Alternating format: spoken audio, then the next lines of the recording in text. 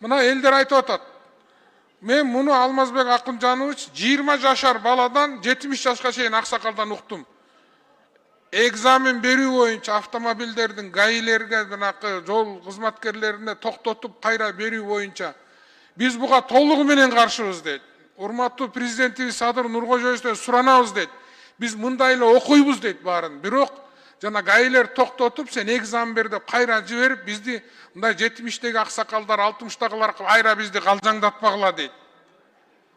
Жаш балдар айтып атат, биз эми бардык мыйзам жолунда аткарып келдик. Эми адам деген 100% мындай аябай акылдуу болуп кетпейт экен да, кээде унутат экен, кээде жаңылат экен, эсинде жок калат экен. Анан гаилерге мындай жол ачып берип атасыңар дейт да, коррупциягачы. Бул бардык жерде бар. Бийлик жакшы келе атасыңар, сонун нерселерди жасап атасыңар дейт. Бирок ушул нерсени бизге кайра кайтарып алсын деп суранып атышат президентибизден.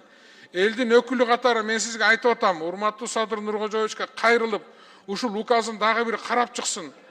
Хотя бы эгер кыла турган болсо, мына Бишкек шаарынан эле баштайлычы пилотный кылып. Бишкек шаарынан, Ош шаарынан баштайлы. Элге чейин Алмаз Акынжанович, муну эл аябай катуу айтып атат. Бул стабилдүүлүккө, ОПСке мындай таасир бериши мүмкүн. Элдер суранып атат. Айылда эптеп оокат кылып атсак, анан гаи токтоткондо баары бир чөнтөгүнө бирдеме салабыз дейт.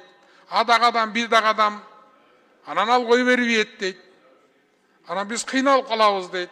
Ошон үчүн биз президентибизден суранат элек, Бишкек шаарын эле калтырылып, пилотный проект кылып, калган указды мындай бир жумшартып карап берүүңүздөрү суранабыз. Рахмат.